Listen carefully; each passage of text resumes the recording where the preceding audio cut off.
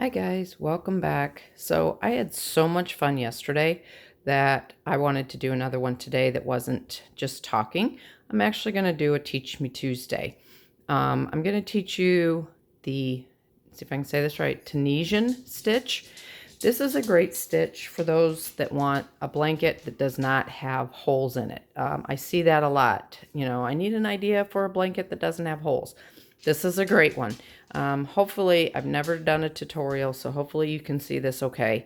The two basic Tunisian stitches are, you can see this part here is one part, or you can do it so that it looks like knit. I'm going to show you both today. I put a border around this because it will curl, so I wanted to show you that if you put a border on it, it will eventually lay flat, but this is a curling stitch. It's also a very thick stitch because you do a row down and a row back as one row. So this is great if you have the thinner yarn, you don't want to put two strands together. This works really well because it is super thick. This is what your back looks like, just in case you wanted to see. So I'm going to teach you both stitches so that you can get either look that you want. I don't know, let me bring it up a little closer. There we go. As you can see, you have this one that kind of looks like a, I don't know what you'd call that. And then you got this one that kind of looks like a knit stitch. So, you know, you can get either result, whichever one you want, but I'm going to show you how. There's two types of needles you can use. They're actually both the same, but you've got one that only has the one hook at the end. And you want the long one because you're going to leave all your stitches on going that way. And then when you come back, you're going to take them all off. So I like to use, if I'm only doing one color, I like to use this that has the end so that your stitches don't fall off and you don't have to try and keep them on. Now, if you want to only invest in one and you want to do the stitch I'm going to teach next, then you can get one like this, which has a hook at both ends. And then if you're only going to use one end, you can put a rubber band at this end and it'll hold your stitches so that you don't have to invest in two different needles if you don't want to. So, I'm going to use this one today just for my theory or my teaching. So we're going to start out and I'm just going to chain 10 to get us an example. Oops, can't get going here. Okay, so we're gonna go 1, 2, 3, 4, 5, 6, 7, 8, 9, 10. That's just your basic chain. And then you're gonna just pick up your stitches, just like you would if you were gonna crochet. However, you're not gonna do the last part that takes them off. So you're gonna go in, pull up, and you're gonna leave them on your hook. So you're gonna go all the way down. And this is your first half of the row. And you're going to just pick up all your stitches. So as you can see, if you're going to do a blanket, you're going to need the really long stitch. Now, you can also get the ones they have now where it's just a wire. So it's just as convenient, if not more, to use it that way. And then to come back down, you're going to just yarn through one. And then you're going to yarn through 2 all the way down.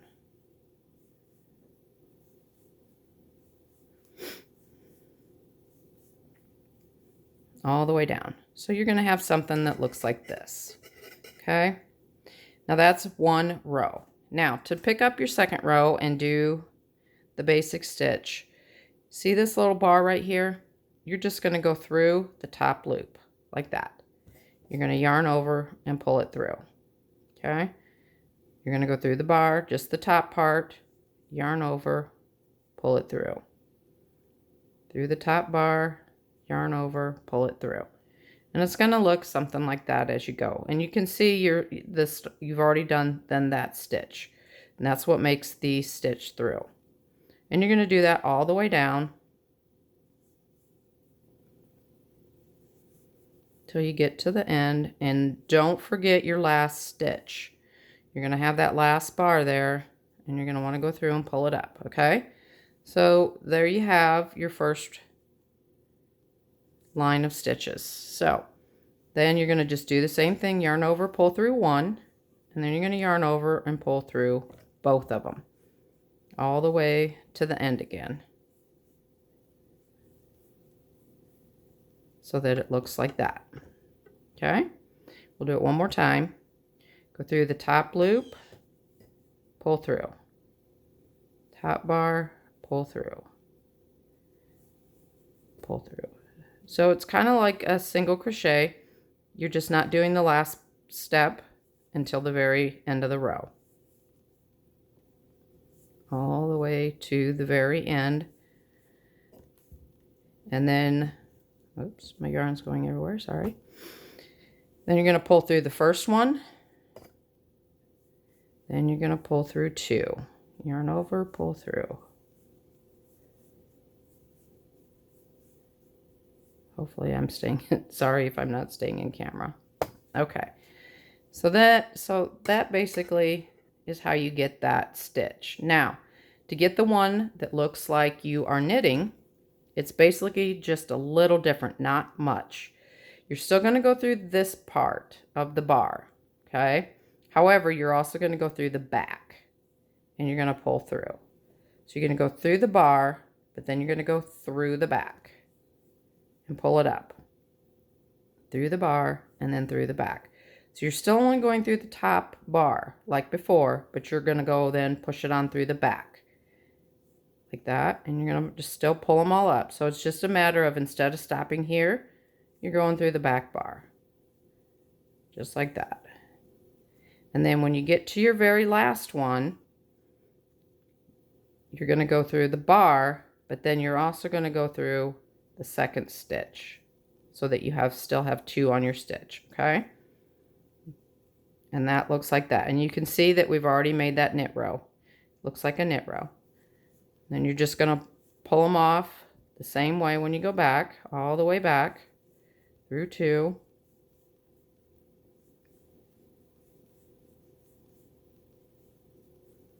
All the way back.